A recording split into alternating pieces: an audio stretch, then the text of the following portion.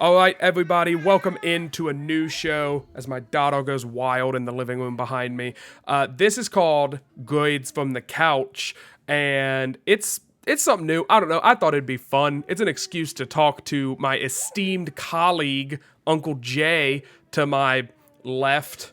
He's to the right on my. Everything's backwards. Yeah, this is going to be cool, I think. What we're going to do, this is the basic breakdown of the show, and I'm only going to do this once. I'm not going to do this every week.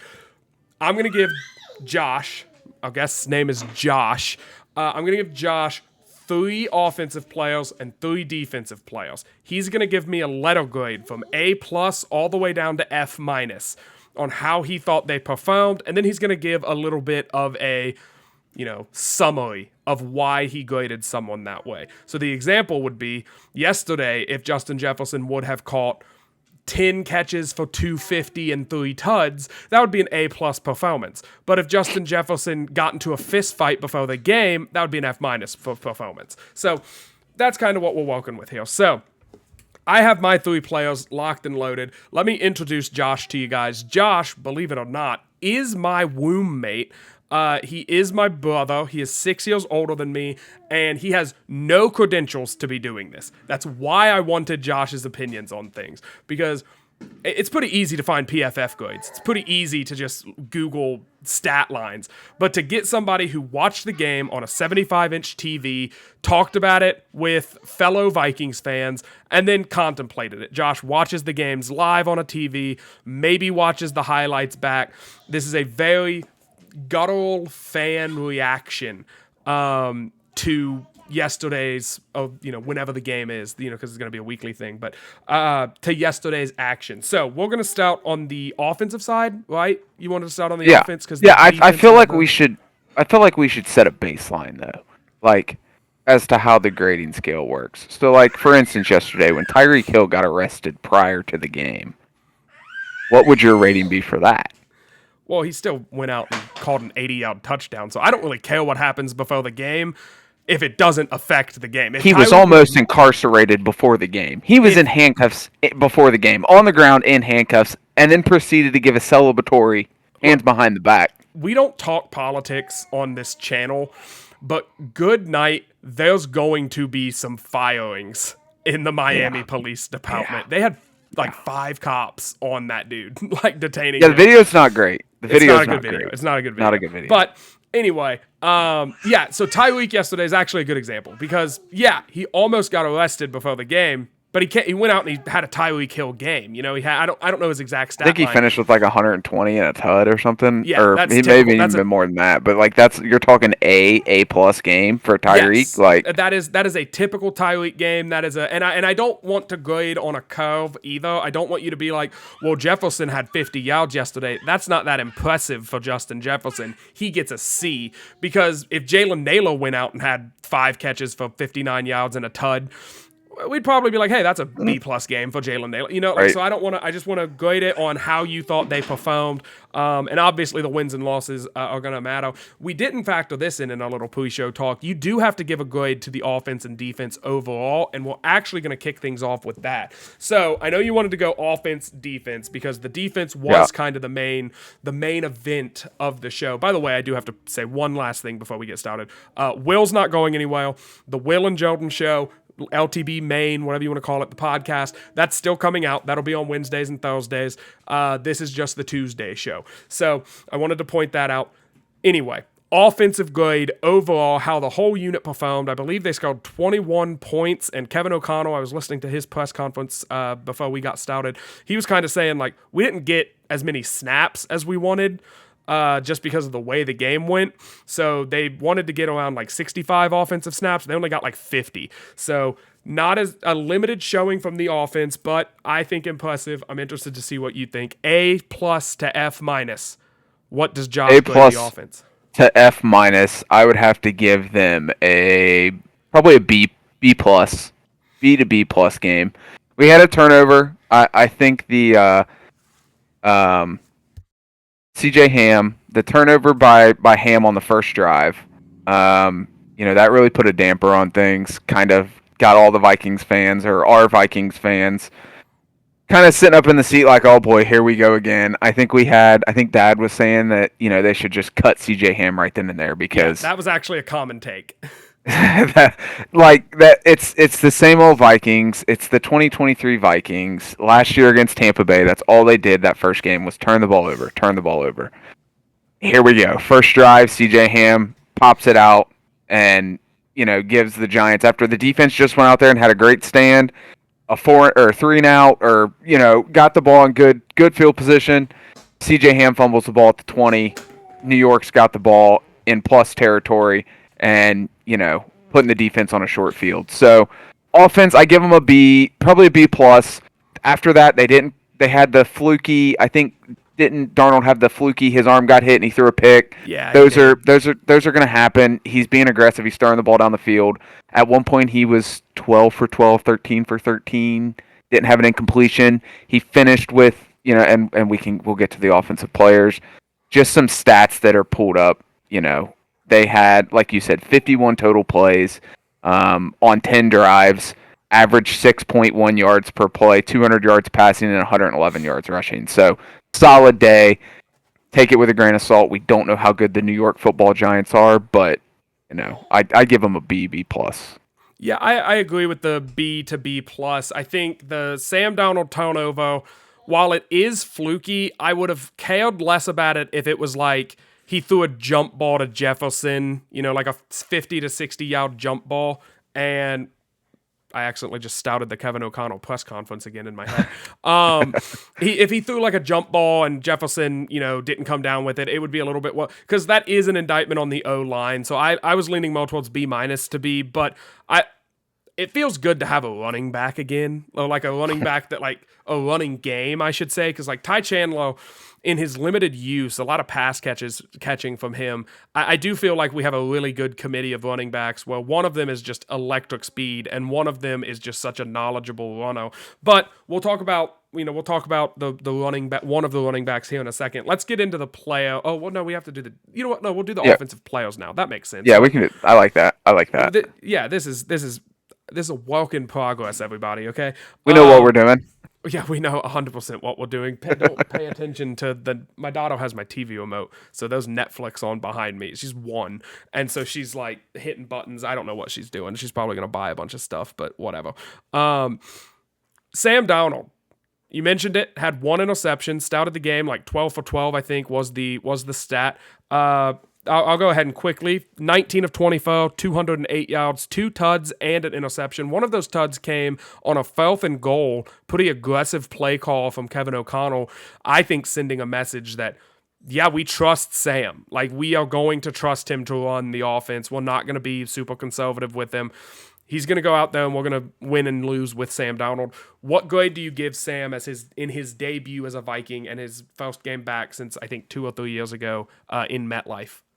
I give Sam an A for his performance yesterday. Not an A plus. He could have done a little more, and that could be, the fact that we got a pick 6, and like O'Connell mentioned, they didn't get to run as many offensive plays as they wanted to.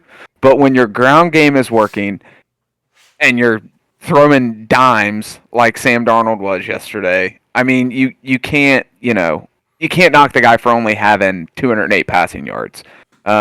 It was a 20-something point game. They're running the ball, milking the clock. Like, they're not pushing the ball down the field. It's just more, hey, let's get out of here and get healthy.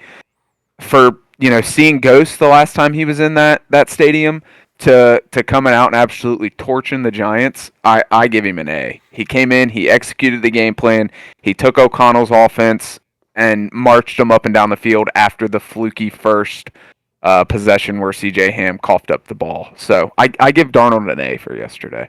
Yeah, and I think it's important to point out, and we'll talk more about this on the main show and the podcast and stuff, but the offensive line looked good in keeping Sam upright.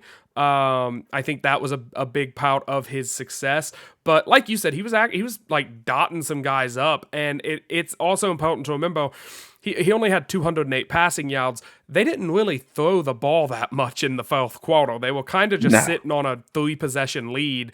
And I mean, we were watching the game together, and we were putting other games on, in like the YouTube TV multi-view, so that way we could watch some of the other games that we had interest in, whether it be gambling or fantasy. So we were kind of half 1 foot in, 1 foot out on that Vikings game, and it kind of felt good to do that because it's been 5 years since the Vikings have had a win this big.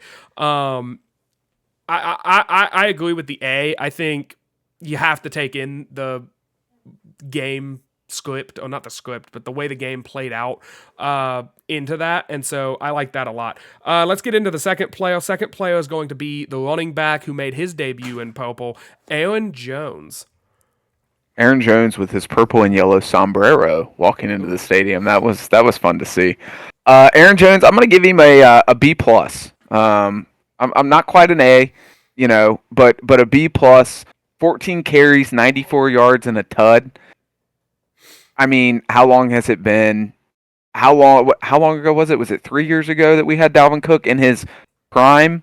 Was that 3 years ago when he was, still prominent and not a shell of what he is now? I would say 3 years ago he was still like a consistently good running back. 2 years ago was Kevin O'Connell's first season. Well, Dalvin had some big plays, but he also had a lot of negative plays where it was like, oh, we just ran the ball for a 3-yard loss on 2nd and 10. That's great.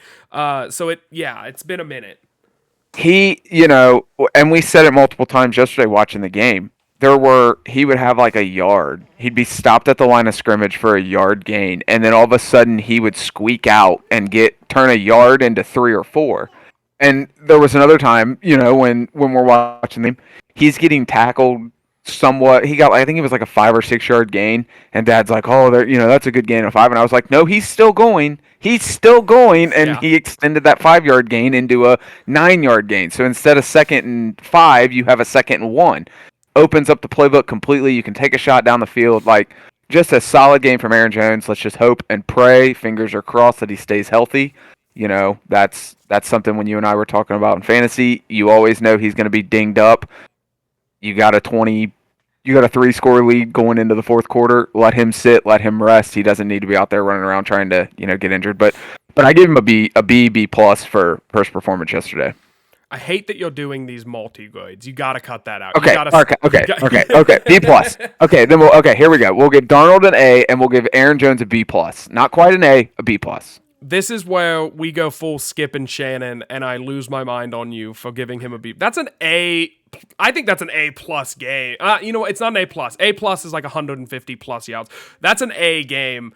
He didn't crack 100. You got to at least hit 100 to get He didn't have to. He's an aging running back who averaged almost 7 yards a touch. Oh, a carry, not a touch. I don't know what his receiving numbers look like. He was 2 for 15. He averaged 7 yards a touch. So every time he touched the ball, 7.5 yards per touch. Yeah, I know. That's what I'm saying. He had 7.5 receiving, and then he had 6.7 for rushing. I think that's just a really efficient day. And honestly, I wish they wouldn't have gotten him those last 20-ish yards that he had. I still would have given him an A. They should have just let Chandler run the rest of that. Chandler and Gaskin should have finished that game off because there's no need to put extra carries on his body. If the goal is, which O'Connell and Kwesi have said this, play competitive football into January and beyond, we want Aaron Jones healthy. Yes, and look, and I'm not going to be a tank guy this year. I don't think there's any point to tanking this year. I think we want this team to look really good.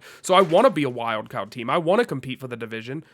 That requires Aaron Jones to be healthy in December and January if we want to do those things. So why is he taking an extra 6 snaps in New York when you're up 22? I hated that decision.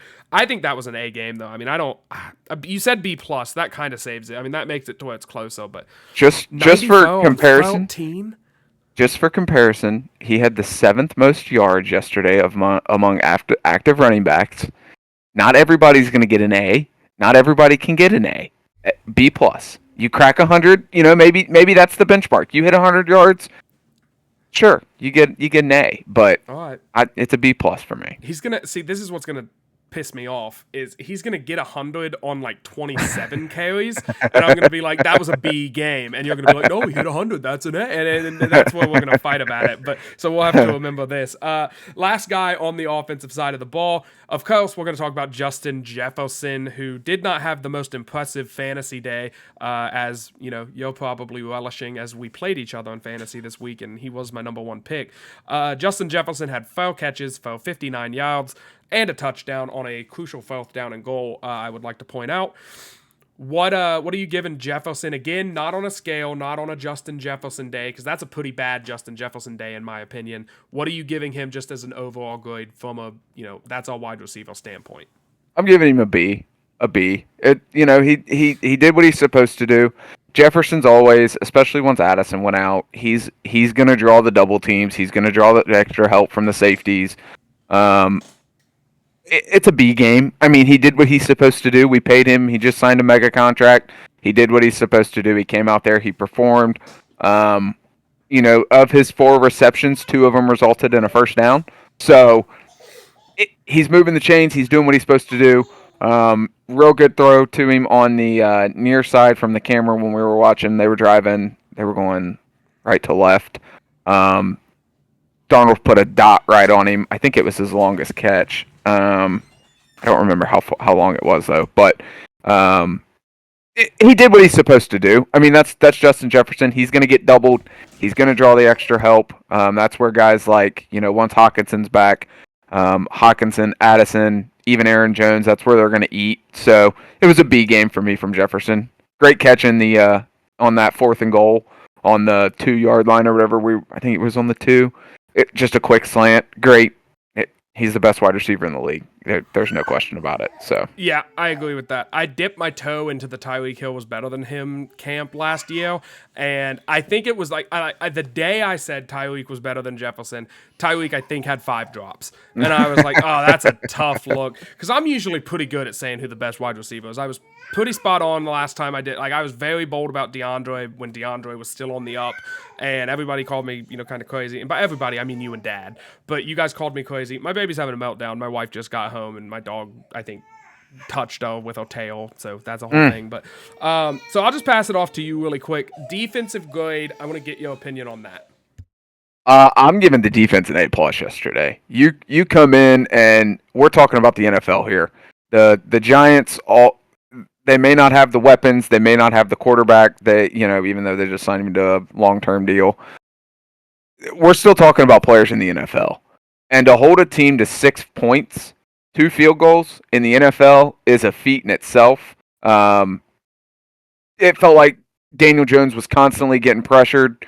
Defense made some plays. A pick 6. Like it's an A+ game for me from the defense. I mean, I couldn't tell you the last time I watched a game. I could actually. It was the Raiders last year when we won 3-0. But you don't give up a touchdown, and one of the field goals that you gave up was because of a fumble, and you gave it up to the Giants on a short field, and you still hold them to a field goal. It's an A+ performance for me from the defense. Yeah, I mean it has to be, especially with the pick 6, which we'll talk about, and then we're not going to talk about Harrison Smith, but he had a red zone interception. You have to give it an A+. Just 2 field goals in an NFL game is crazy. But I'm not going to say I'm worried about the defense, but I'm excited to see them play an actual quarterback. Daniel Jones is garbage. That was terrible. I mean, he looked... Yeah. The fact that we lost a playoff game to him, and I think he threw for over 300 in that game, is an embarrassment. He was on with his legs. He ran the ball yesterday, not to much success. We snuffed it out every time he did. And then anytime there was a receiver that was even partially open, he would miss them. So I think that some of the stats are probably a little inflated because of the Daniel Jones thing, but overall, Flo as his unit cooked up a good one in week 1. Just to add on to that too, you had 5 sacks and 6 tackled for loss, 12 hits on the quarterback. Like that's a good stat line to have for the Vikings defense. So super excited to see what they can do. Yeah, it's gonna be exciting because one of the guys we're gonna talk about. We're not gonna talk about him right off the bat, but we're gonna get to Dallas Turner here in a minute, and I think he's just gonna keep getting better.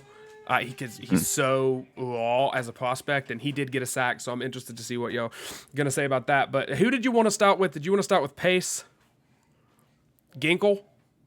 Oh, it was Tono?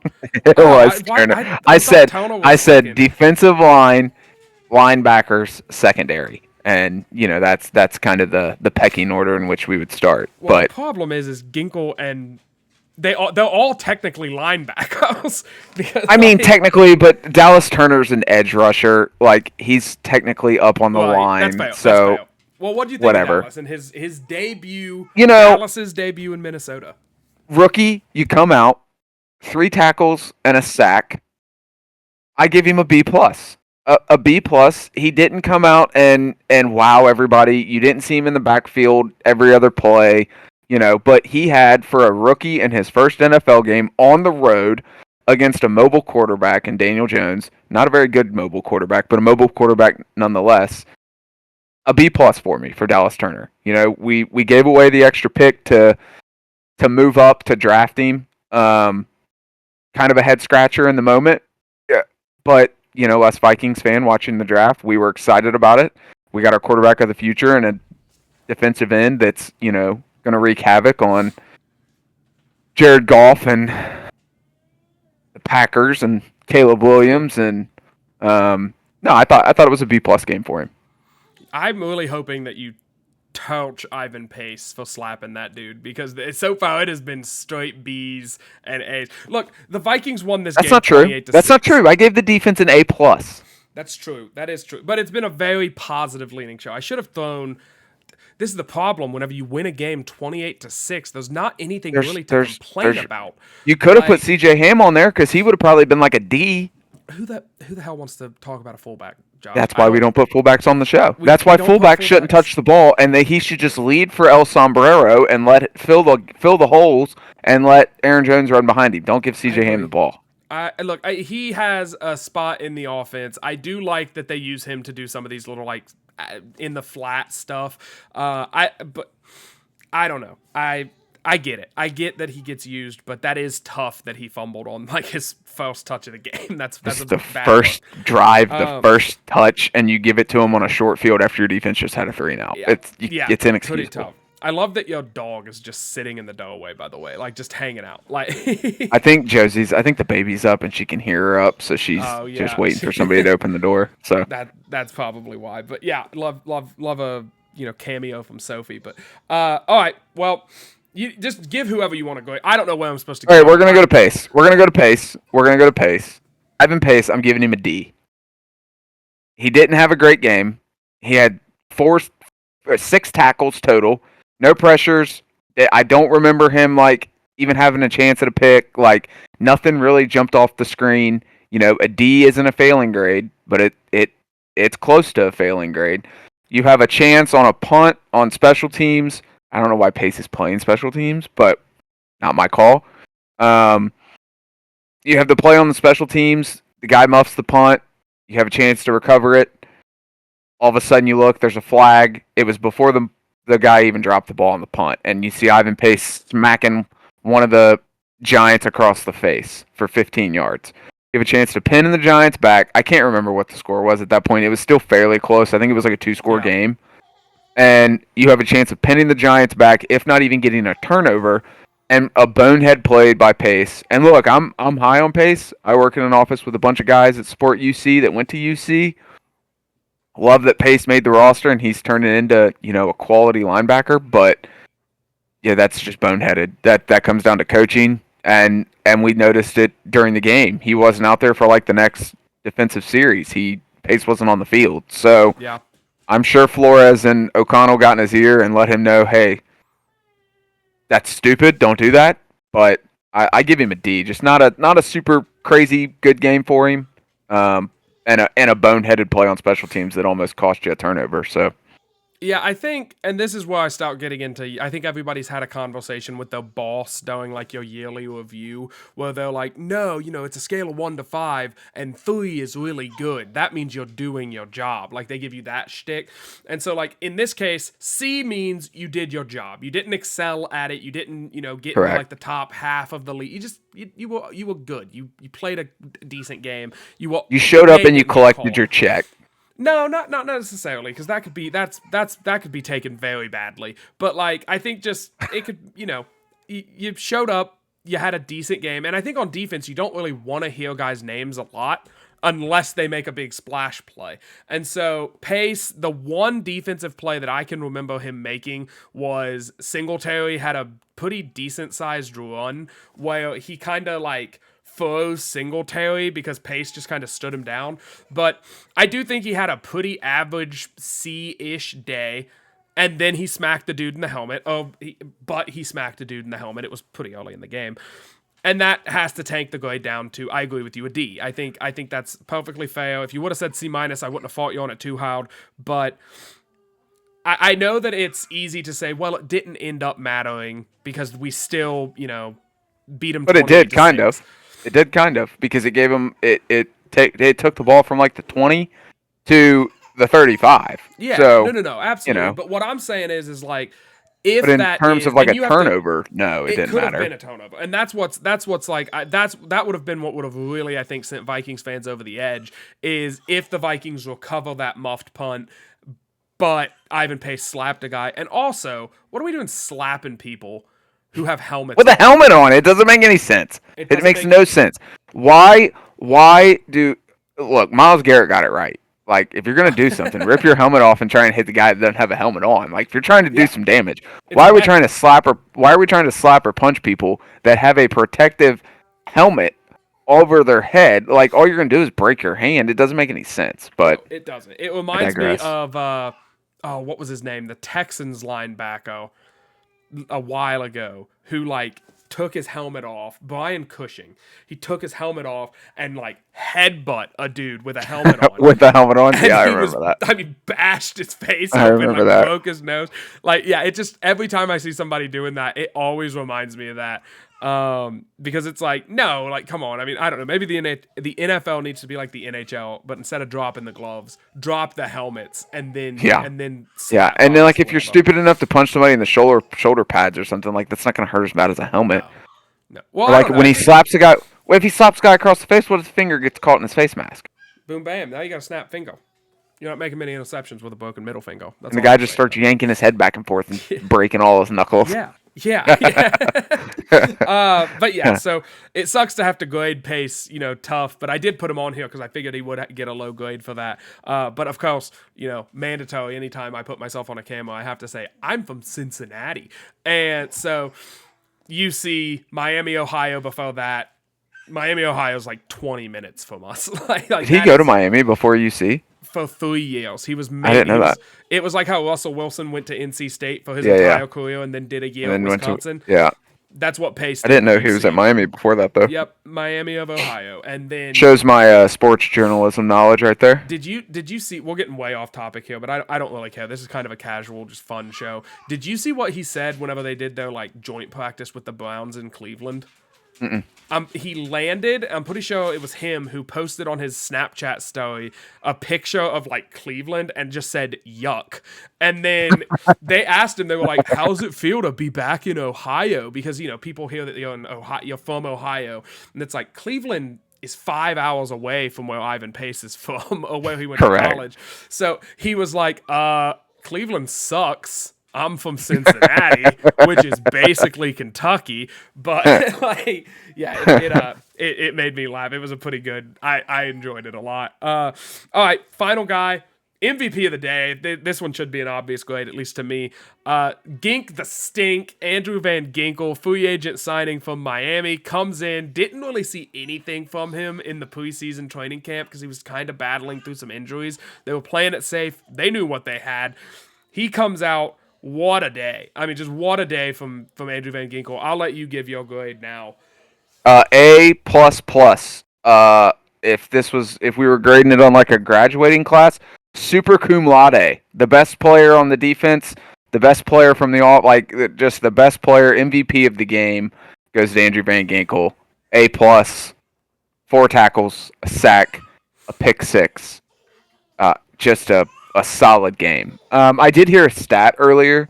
Do you know who has that was like the second fastest interception in NFL? I think it was NFL history.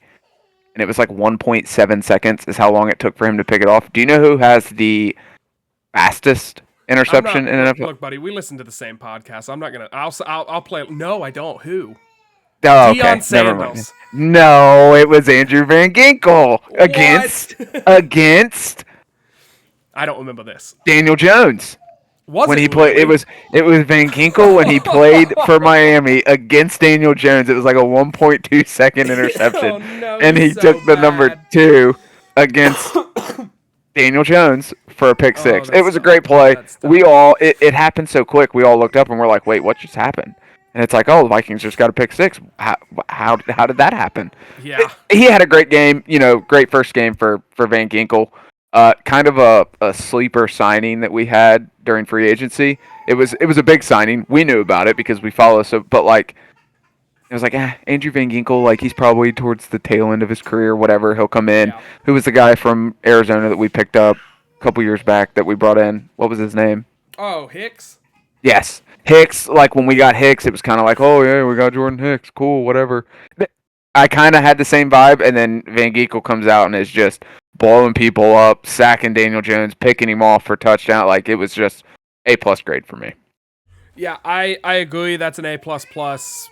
That is the valedictorian, whatever fancy Latin word you said. Super cum My laude. daughter disagrees in the bedroom right now. She's very upset about something. But yeah, I think what's important to point out too is like, when you're watching a game, this will be the last thing I say, and then I'll let you say, like your piece on this game. But when you're watching a game and you see something on the TV and you're like, something's up. That's how I felt when the Giants lined up with like 3 or 4 wide receivers to one side, and the Vikings only had 2 dudes down there to cover 3 guys. I was like, something's up. And the Vikings better have a plan for this because like there was nobody. I mean, it was just a mismatch, it looked like. And I was like, oh no, this could be bad. And then Ginkel does that, and I think they knew when they saw them go in that formation, they were probably like, this is a screen. This is 100%. They're putting them down there to block. This is a screen. Ginkel, you know what to do. We practice this. Get in the passing lane and knock it down or make a play. Super athletic play from him. I almost want to dislike him because he looks like Clay Matthews with a helmet on, and so there's a guttural feeling when I see him with the ball. I'm just like, you SOB, I hate you. But no, really cool to see him make that play. Really cool to see the Vikings blow out a really bad team. The Giants and the Panthers, I think, are in the Tank Bowl this season, so we might have a little bit more of a variety on the grading scale next week after the Vikings take on San Francisco, but we'll have to see. Josh, I will let you say your piece on everything, and if there's any player that I left off that you want to shout out, now would be the time. No, I think it was a fun game as a Vikings fan to sit back and just kind of relax. We didn't have to come back from 38 like we did against, or 33, or whatever we did against the Colts. Just a fun. You have control of the game. You keep control of the game. Your quarterback doesn't make a stupid mistake and throw a pick. It was a good game. Like you said, I'll take it with a grain of salt, just because we don't know how good the Giants are going to be. We may look up 6 weeks from now and the Giants are 0-6, 0-7, and we're like, oh, that win wasn't so good after all. It'll be a good test next week against San Francisco to really see like how good this Vikings team is, how good Sam Darnold is. Like you said, I think we'll see a little more fluctuation in the grades, but no, overall, I think it was a great game. Great game to be a Vikings fan. Excited to wear my Vikings shirt into the office tomorrow because I was from home today. It's always the best excited. when you get a big win, and especially, again, we're from Cincinnati. The Bengals losing to the Patriots, it was kind of nice to go into today, and everybody's like, everybody I don't know about you, but because we don't work together, but like, everybody in my environment was like, we're so sorry that you have to watch Sam Darnold this year, and, your team's going to be really bad, aren't they? And so to come in and be like, What was? Sorry, you have to watch Joe Burrow and Jamar Chase cry Yeah, about his contract because he yeah, wants to that's get paid more tough. money than Justin Jefferson. But whatever. I'm Who not am gonna I? talk to, and like I wasn't talking too much smack because there's like a very solid chance that they end up with a much better record than us. But it's good to have a week where I can just like wear this JJ McCarthy shirt and I can be like, don't say a word to me because I'm him today. I'm You on need a cloud Sammy nine. Dimes shirt, is what you need. But I McCarthy, we ain't tried gonna to see find. McCarthy till next year. I know. I tried to find a Sam Donald like this type of show because I love Yeah, this type of like '90s bootleg nonsense. I'm I telling can't you, find it for the Vikings, so I'm gonna have to I'm telling custom you, make one. book it now. If Sam Darnold has a few more good games, there will be a Ghostbusters shirt somewhere out there of Sam Darnold wearing a Ghostbusters shirt, calling it now. You'll see it. Would be If the electric. Vikings are somehow 6-2 or 6-3 and leading the division, somebody's gonna make a Sam Darnold Ghostbusters It shirt, might be and this I show. will w- get on it. Yeah, We'll hang right. up and we'll start talking. I'll So, put who was um, his head coach in like I'll just put like the Jets logo on the Stay Puft Marshmallow Man from yeah, Ghostbusters, like, and he'll yeah, just be and then blasting them and stuff. yeah, It'll be like him, Jefferson, Aaron Jones, and yeah, I'm in it. Christian Andrew Darrisaw. Van Gink, Like, Andrew yeah, Van Ginkel. Van Ginkel. I like that. I was thinking all offense because He that's looks almost like like a Ginkel did. Ghostbuster Who? Van Ginkel? He with his does kind long of. blonde Yeah, hair. he looks like Clay Matthews, and I hate him for it. But I'm gonna learn to love him. I get why Packers fans liked him now because it's kind of cool. Like it's flowing in the wind, and he's running into the end zone. And I did uh, see an ex Viking. Not to get off topic, I did see an okay, ex Viking. Eric Kendricks playing for the Cowboys yesterday, he got a pick, and didn't he? he did have a pick. It was off of like a batted ball, but Yeah, yeah, a yeah. pick But nonetheless. still, But I saw like his little fro out the back or whatever that is that was coming. It looks like yeah. cauliflower out the back of his head, and I was like, that looks like Eric Kendricks. And then they're like, oh, Eric Kendricks with an interception. I was like, oh, look at there, and completely forgot Mike Zimmer was the DC in Dallas this year Yeah, too. could you imagine that you like you hate your boss gets fired and you talk a bunch of crap about your boss, you get a new job, like, wherever, you go to that job and you walk in and the new boss is sitting there like, "Hey, buddy, I read what you said on, Well, glassdoor.com." Like, I'm sure Kendricks heard what Zimmer said too, though, about do you want to address the players, and he's like, no, they got me fired. this show, we have to clean this up. We have to clean this up badly. But like that Zimmer thing was so funny because like, did you see he pooped on Chris Boyd? I don't think Chris Boyd's been in the NFL in 2 years. He pooped Right. all over Chris Boyd in the year of our Lord 2024, and then Chris Boyd responded by being like, "I love you, Zimmer. Can I have a job?" Like it was kind of sad. Like, it was kind of sad. But all right, we're gonna get out of here. We'll do this again next week. We'll clean it up. It'll be a little shorter, but we're just having fun. This is just a stupid way for me and my brother to talk a little bit about the Vikings. Grades from the put it up on the couch. internet. Grades from the couch. Maybe someday it'll be from an actual couch. We don't know. We'll do it from the couch one week.